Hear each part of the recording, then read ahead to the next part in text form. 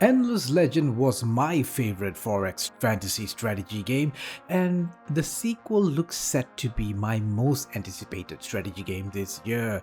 Thanks to the lads over at Hooded Horse, I had the pleasure of trying a preview build of Endless Legend 2. Now, this isn't going to be a detailed deep dive about every little mechanic and system in the game. No, ladies and gentlemen, I want to talk about the big massive things Amplitude Studios are doing on Endless Legend 2 to make it potentially the best game that has ever come out from that studio. Endless Legend 2 is a follow-up sequel to the first game. I know that sounds obvious, but in an age where we get something like Civ 7, which very much is a rethink of the foundations of that game, EL2 is a much more in line with the first game sort of sequel. You will absolutely be familiar with the game when you boot it up. Yes, this is not Amplitude Studios trying to reinvent the wheel here, but them making that same wheel way more awesome. I always thought that the Amplitude Studio lads are really good at crafting lore for their very unique factions. In EL2, they're doubling down on this. There is way more emphasis on characters and heroes with an obvious focus on storytelling. Now, instead of reading paragraphs of text, you now get characters talking to each other in a dialogue sequence. Yeah, there's way more clicking on next in EL2, but it certainly makes the campaign more immersive. Like you are diving into the story of this faction a bit more than maybe a wall of text about lore. It's a small shift in the way they tell the story, but I think it's pretty effective, much more approachable for new players too. Like an RPG, you have a quest system with the main quest, which focuses on your faction story, and side quests given by minor factions and others in the world. If you think the game might get repetitive if you had to play the same faction again, since it's telling the same story basically, you're not wrong to think that, but the devs have made things a little bit better by giving us choices in some of these quests. So there is some variance from each playthrough if you took a different path on these quests. If clicking through countless dialogue gets tiring, you can also just skip those for your next playthroughs. I also like how now the minor factions have a story of their own, and assimilating them is less of a mechanics driven thing, rather you take on a quest to bring them to your fold. It adds to the story and to the world. Saiadha is a living, breathing world with factions that have their own intentions.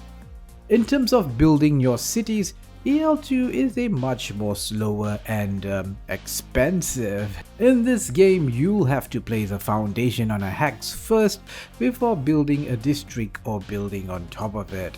And laying foundations cost influence. I think it makes influence as a resource much more important to growth, but I'm not sure logically if that makes sense. And also I do feel like between foundations and districts, visually it's a bit hard to tell which I have to lay a foundation first or if there's a foundation there. It's very subtle. I find it quite difficult to tell the difference in this demo preview build. There's also a lot of things the team at Amplitude has learned from over the years working on Endless Space 2 and Humankind. I mean, Endless Legend came out slightly over a decade now, so you can definitely see where some of the improvements in EL2 come from Endless Space 2, different choices for quests, to Humankind, which EL2's combat is very similar to. No longer is combat an auto battle affair. You control your units just like in Humankind. This makes sense, and while I think this, to be honest, I still skip the battles later on. If I had the upper hand in the bigger numbers, it still doesn't make battles really that exciting. Better, but not something I couldn't live without. Then they've added this. You can now attach camps to other cities. This was a Humankind idea, which meant you could make your cities more advanced quicker than just depending on growth on a single city. Of course, the star of the show, the legendary addition to the Endless Legend, pun absolutely intended there, is the planet itself, Saiadha, or Saiadha, however you say that. This is touted as the big game changer, and yes, it is. It is brilliant.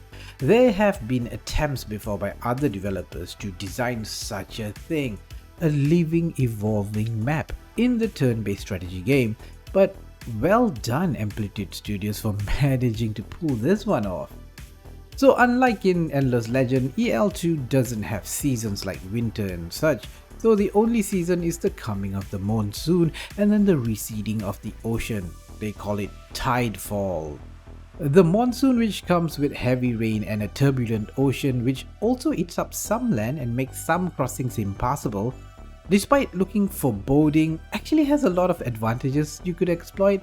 The turbulent oceans also bring more turbulent times as minor factions get more testy, aggressive during this time. And there's a huge bonus to battle experience during monsoon. This is the best time to test the mettle of your armies and gain extra experience. And then the monsoon is over. Calmness returns, the waters recede, revealing new land, new resources and curiosities, bonuses. Which makes EL2's gameplay have that exploration phase throughout a playthrough for the most part.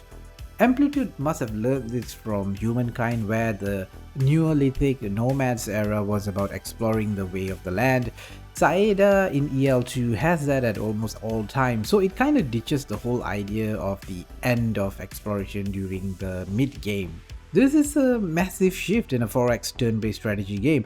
I think I like it quite a bit, but yes, there's a big but here. With the loss of the grueling winter season of the first game, Endless Legend felt like a survival game. It was tough, you had to hoard food for the loss of food production during winter. But the tone and, dare I say, challenge in EL2 is almost gone. I think Amplitude will need to tweak it to have a bit more of a challenge. I felt that all these new mechanics in this new planet meant that everything felt a lot more hunky-dory than a challenging time to survive. I enjoyed playing through the story and discovering the planet Saiadha, but my brief time playing this alpha build, I felt like I wasn't really challenged. It was too easy. I felt it was very easy to play and experience the story, and it was missing that grittiness, the tough challenge survival aspect of the first Endless Legend. In the quest to replace or remove elements that punished players, perhaps Amplitude has went a bit too extreme to trying to tie things to rewards, even for supposedly turbulent monsoon seasons. But I think this will most likely get tweaked over time because Endless Legend 2 releases as an early access game this summer. Yes, it's not done. Amplitude will take their time to polish and balance this based on your feedback. Oh, and I didn't talk much about the factions in this demo, but I didn't enjoy the Aspect faction much. These are like coral growing robots. They are all about harmony with the planet and all living things on it. The tree huggers, really. The Kin of Sheridan was more like my jam. The human faction is actually an offshoot of the human faction from Endless Space 2, and they have a rather interesting story about finding their almost godlike or mythical leader, Garen, and basically trying to figure out the mystery of what happened to her. These two factions have their own unique mechanics and play differently in certain bits of the game. Aspect spread coral like the Zerg spreading creep. Kin of Sheridan are a defensive faction that can invoke holy commandments. I'm really interested to learn more about the other four mysterious factions in the game. Anyway, tell me in the comments, is Endless Legend 2 your most anticipated strategy game this year? Or maybe when it's done. It looks really good, but as I said, they need to push up the balance and push up the challenge a little bit, Looking forward to the release, definitely. Perhaps might be one of the few games I purchased on early access. Not an endorsement, ladies and gentlemen, just something I'm thinking about maybe for content for this humble channel. Speaking of unique 4Xs, like Endless Legend, I did a video on Heart of the Machine, which is even more unique and quirky. It's a dystopian future where AI has become sentient and tries to find a place in the world or rule over it. it, check out that video over here. Thanks for watching and farewell, noble friends.